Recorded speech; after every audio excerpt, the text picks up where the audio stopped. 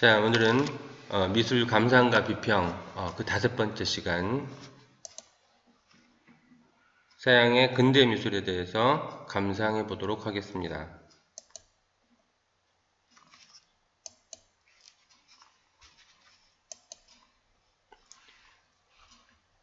산업혁명과 프랑스 혁명을 거치면서 종교의 지배나 왕권 구속에서 벗어날 움직임이 날로 커집니다. 이때 등장한 시민 계급은 자본주의, 자유주의 사상을 확산시키게 되죠. 사진기의 발명과 색채학, 광학의 발달 및 철근과 같은 개발은 새롭고 실험적인 미술 양식의 발달을 촉진시킵니다. 첫 번째로 신고전주의는 고전 미술의 양식을 돌아갈 것을 주장하면서 역사와 신화의 주제를 주로 다룹니다. 엄격한 질서와 이상주의를 표현하려고 했으며 색채보다는 소묘와 선을 중시하게 됩니다. 다음으로 낭만주의. 근대 이후에 등장한 신고전주의에 반해서 직관과 상상력을 중시합니다. 영웅적 투쟁, 풍경, 야생동물과 같이 강렬하고 이국적인 소재를 선호합니다. 과감한 색채와 명암 대비를 통한 극적 표현법을 활용합니다. 자연파, 자연주의, 자연을 이상화하지 않고 그 생명력과 아름다움을 있는 그대로 관찰하여 표현합니다. 특히 자연의 경이로움을 담아내는 풍경화가 유행합니다. 사실주의, 신화나 상상의 세계가 아닌 현실 세계를 다루면서 비판적 시각을 담아 노동자나 도시 빈민의 생활을 그려냅니다. 자, 그러면 작품을 보겠습니다. 첫 번째 작품으로 낭만주의 고야 카를로스 4세 가족이라는 작품입니다. 18세기 말부터 19세기 중엽까지 유럽 여러 나라에서 전개된 예술 철학 운동으로 미술사에서 낭만주의는 일반적으로 고전주의에 대립하는 경향을 지칭합니다. 낭만주의 미술은 합리주의에 반대하여 객관보다는 주관을, 지성보다는 감성을 중요시하게 되고 낭만, 즉 로맨스는 르네상스 시대까지 실제 같지 않은 공상적인 의미로 사용됩니다. 18세기 전반에 활동한 에스파냐 고야는 개성적인 초상화와 풍자적 풍속화, 전쟁의 잔혹성을 그린 동판화를 통해 사실주의적 고발 정신을 발휘합니다. 아주 유명한 그림입니다. 낭만주의, 드라큘라와 민중을 이끄는 자유의 여신이라는 작품입니다. 프랑스 낭만주의 대표작인 드라큘라는 극적이고 이국적인 주제를 다뤘습니다. 1830년 혁명을 주제로 민중을 이끄는 자유의 여신을 제작하여 전쟁과 혁명 같은 폭력적 격동과 격변에 대한 관심을 표현합니다. 이 작품에는 드라큘라도 표현되어 있습니다.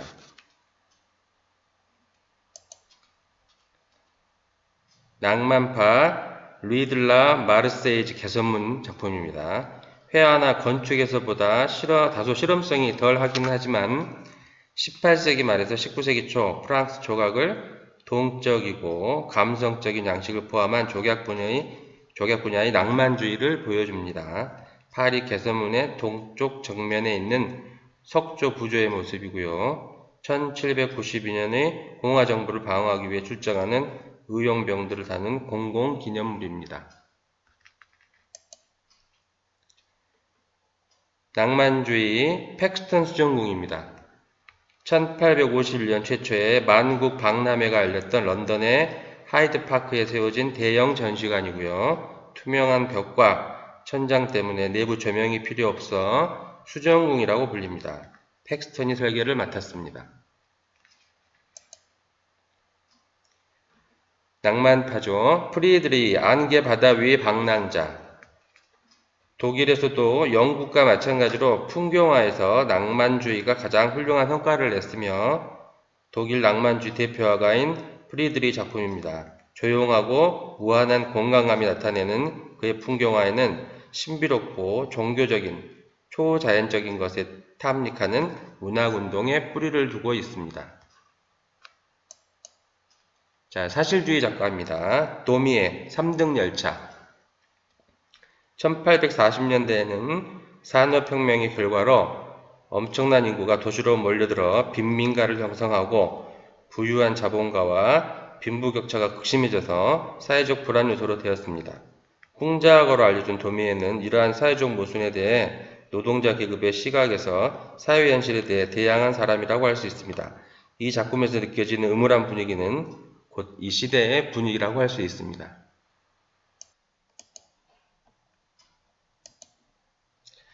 사실주의 작품입니다. 마네의 올랭피아.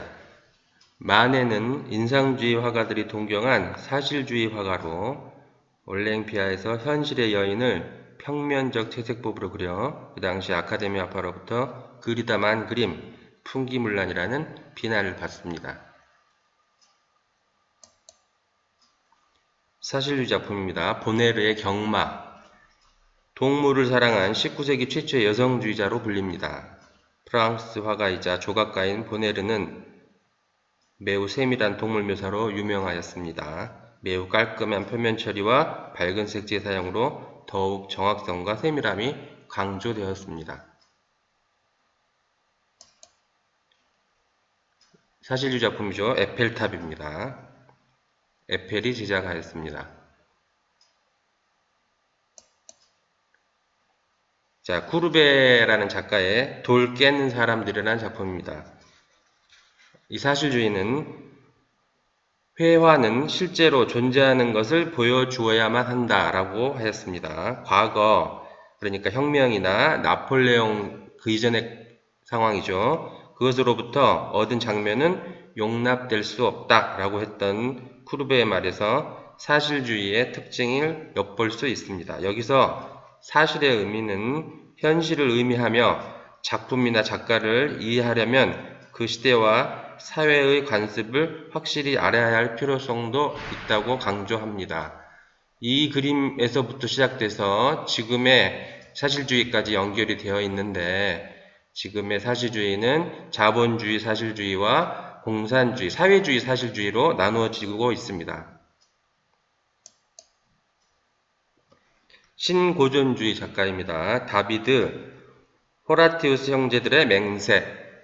17세기 미술의 위험과 웅장함을 되살리려는 욕구와 결합되어 등장한 신고전주의 작품입니다. 호라티우스가 왼손에 잡고 있는 로마의 칼에서 확인되듯이 다비드는 고대 유물을 철저히 고증해 재구성하는 데 집중합니다. 아까의 그림 작품과 대비가 되는 느낌을 받을 수 있습니다. 신고전주의 작가이죠. 애덤 오스터리 하우스. 18세기 건축가 애덤의 오스터리 공원과 주택은 오늘날 신고전주의풍을 그대로 간직한 관광 명소라고 할 수 있습니다. 신고전주의 작품입니다. 앵그르, 오달리스크. 신고전주의 거장 다비드의 제자인 앵그르는 이상적인 예술은 색이 아니라 선에서 나온다고 주장합니다. 오달리스크는 지금의 터키와 같은 오스만 제국에서 술탄에게 시중을 들던 일종의 시녀이며 캔버스 일체 물감으로 제작된 이 연작은 작가의 이국적 취향을 잘 보여줍니다. 신고전주의 작품입니다. 제라드 조세핀의 초상. 다비드 제자이고 많은 역사화와 신화에 관한 그림을 그렸으며 나폴레옹 부인인 조세핀을 그린 그림이 유명합니다.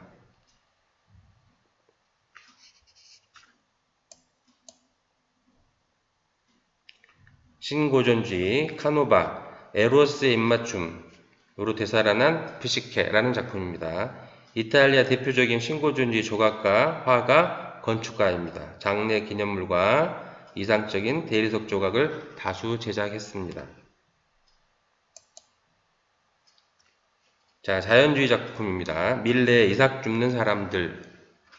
프랑스 바르비종파의 주도적 인물이나 다른 바르비종파 화가들과는 달리 풍경보다는 소박하고 경건한 삶을 사는 농민들의 모습을 주로 그립니다. 농토를 갖지 못해 추수를 한 뒤 떨어진 이삭을 주워 생활해야만 하는 농민 중에서도 가장 빈곤한 계층의 여인들을 주로 그립니다.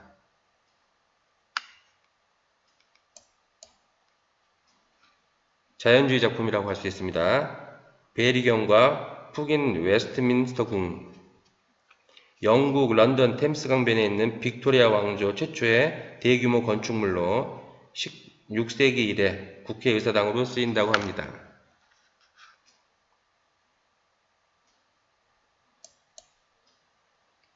자연주의 작품입니다. 컨스터블, 건초마차라는 작품입니다. 터너와 컨스터블은 영국 낭만주의 풍경화라는 중요한 양식을 이룹니다.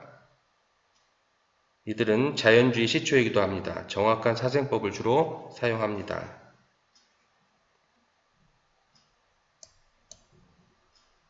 자연주의, 코로, 워르트 퐁텐의 기업, 19세기 중엽 바르비종파를 이끌며 뛰어난 풍경화를 많이 남긴 프랑스 화가입니다. 전생애에 걸쳐 지형을 있는 그대로 나타내는 풍경화를 즐겨 그립니다. 아까 설명한 터너, 작가 터너, 자연주의 작가, 저남, 테메레르호, 이들 자연주의 화가들은 경외심을 자아내고 웅장함을 느끼게 하는 역동적인 자연을 묘사하기 위해 빛, 공기, 색채의 순간적이고 극적인 효과를 강조합니다. 평생 바다를 주제로 많은 작품을 남깁니다.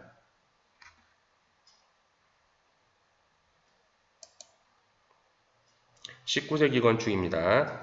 가르니에 파리 오페라 하우스입니다. 파리 중심가에 위치한 오페라 극장으로 건축가 샤를 가르니에의 이름을 따서 가르니에 궁전 오페라 가르니엘라고도 불립니다.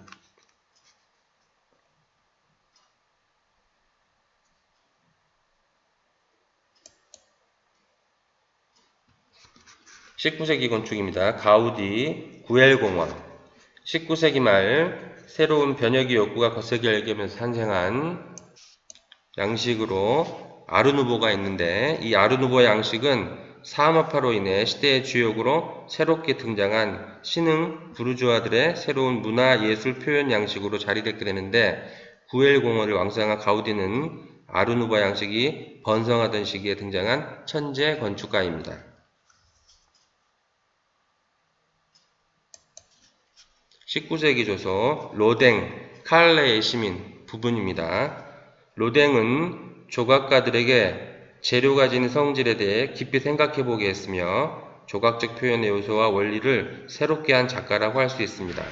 낭만주의와 인상주의 감각을 결합한 근대 조각의 개척자인 로댕은 거대한 덩어리로서 조소의 조형성을 탐구하고 대상의 성격이나 문학적 의미를 표정과 몸짓에 담아내고 이상화를 지향하던 고전의 틀에 갇혀있던 조각 분야에 새 길을 열었다고 할 수 있습니다. 특히 로댕은 찰흙을 통해 유연한 흐름 가운데 덩어리를 형성시켰고 따라서 고전적 엄격함이 사라지고 내면으로부터 표출되는 에너지를 통해 강한 생명력을 느끼도록 하였습니다.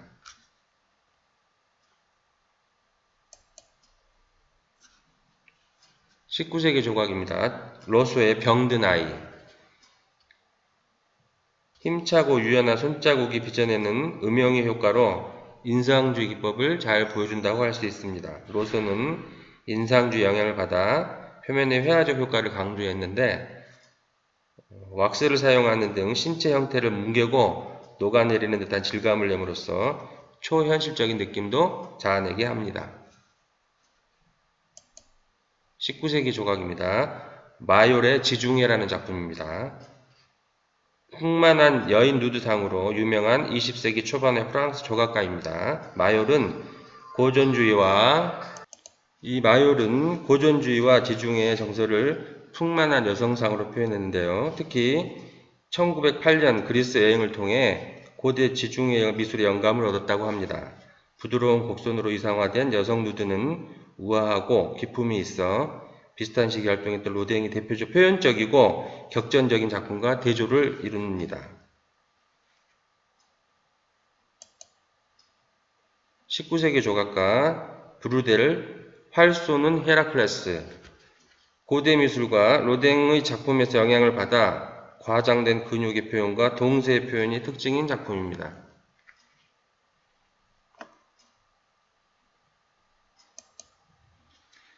자, 이제 신인상주의가 나오는데요. 아까 설명이 좀 부족한 부분이 있어서 쉐라라는 작가의 아스니엘의 물놀이라는 작품입니다. 신인상주의는 빛과 색채를 과학적으로 분석하여 캔버스에 재현하고자 했던 19세기 후반의 미술운동입니다. 캔버스의 넓은 붓질 대신 점으로 색상을 찍어 직접 혼합한다고 하여 점묘주의, 점묘파라고도 불립니다. 이 신인상주의 작가들은 순수한 자연의 색채를 얻기 위해 팔레트에서 물감을 섞지 않고 캔버스에 바로 색점을 나란히 찍어보는 사람의 망막에서 시각적으로 혼합되는 점묘법을 선호하게 됩니다.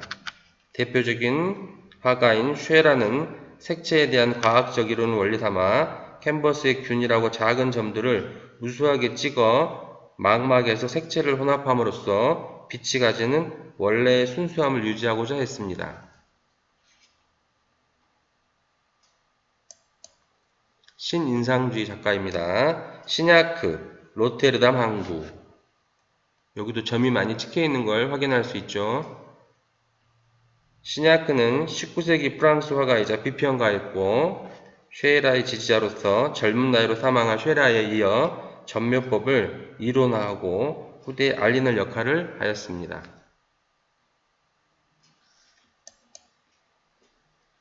신인상주의 작가입니다. 크로스, 머리카락이라는 작품입니다. 이 신인상주의 점묘법은 1880년대 후반부터 파리의 최신 미술운동으로 피사로, 시슬레 같은 인상주의 작가들뿐 아니라 고갱이나 반 고흐, 마티스 같은 후기 인상파 이후의 작가들에게 영향을 미칩니다. 명암을 배제하고 밝고 선명한 물감을 사용하는 신인상주의의 점묘법 풍경화를 통해 채도가 높은 색채와 율동적인 선이 가져다주는 아름다움에 눈뜨게 되고 20세기 야수파 탄생의 계기가 됩니다.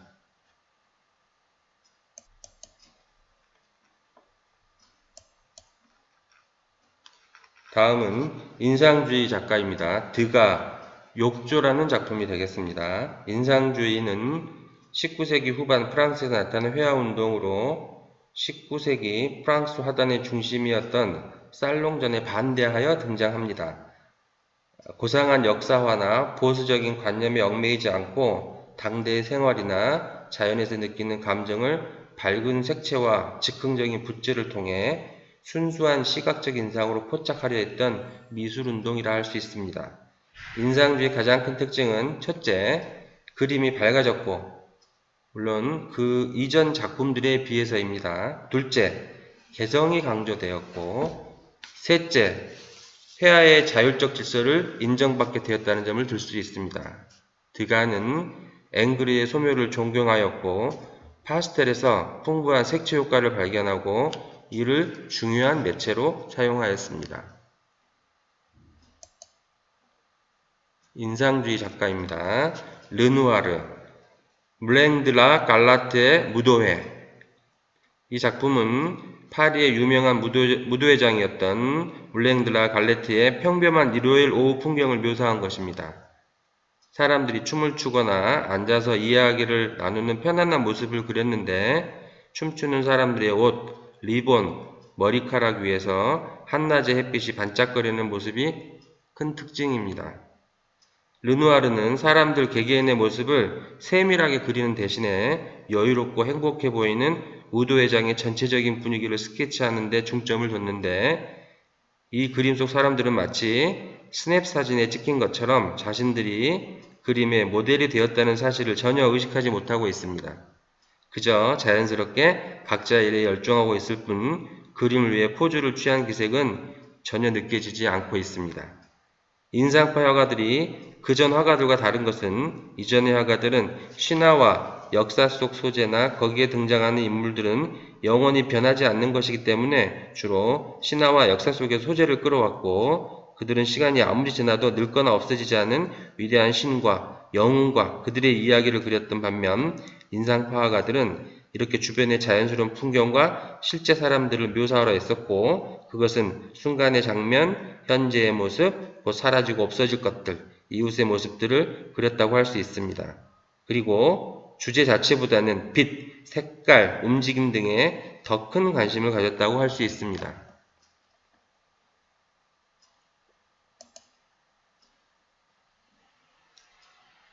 이 작품은 인상주의 작가 모네의 인상, 해돋이라는 작품이 되겠습니다. 이 작품은 원래 스케치였지만 자신의 의도가 잘 살아났다고 봐 그대로 전시했던 것인데 작품 발표 당시 미완성이라는 비난과 함께 인상을 그렸다고 비난과 조롱을 받기도 하였습니다. 후기 인상파 작가의 작품입니다. 고갱, 아레아레아. 고갱은 초기에 인상주의에 참여하여 풍경과 정물화에서는 피사로와 세잔을, 인물화에서는 드가를 추종했습니다. 그러다 브루타뉴에 머무는 동안 변질된 인상주의를 그리기 시작했는데 추후에 고갱의 색채는 점점 회화적으로 순수하게 추상화되면서 인상주의 색점이 하나의 넓은 색면으로 종합되어 강렬한 상징성을 지니기 시작하였습니다. 그래서 고갱을 종합주의로 분류하기도 합니다. 20세기 현대미술을 상징주의에 커다란 영향을 주었다고 할 수 있습니다.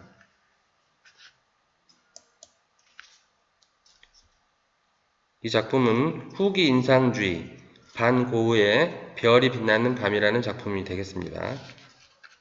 네덜란드 출신 작가인 반고흐는 인상주의가 방법면에서 제약을 준다고 느껴서 단순한 기법을 찾기 시작합니다.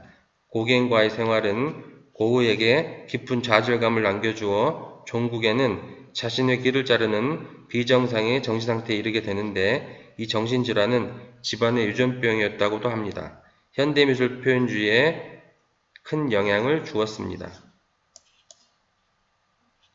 후기 인상주의, 세잔, 사과와 꽃병이 있는 정물, 20세기 현대미술 입체주의에 큰 영향을 주었다고 정리할 수 있습니다. 세잔은 변하지 않는 그 무엇이 있기에 자연이 항상 그곳에 있다는 생각을 갖게 되었고 박물관의 작품처럼 영구적인 것이 무엇인지 알아내려 시도합니다.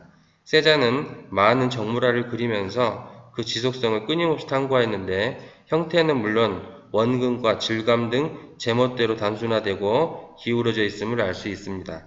즉 변조 모듈레이션과 점이 그라데이션을 통해 덩어리로 만드는 방법과 면의 효과를 찾아내게 됩니다. 즉 3차원의 실세계를 2차원에 옮기고자 부단히 노력하게 됩니다.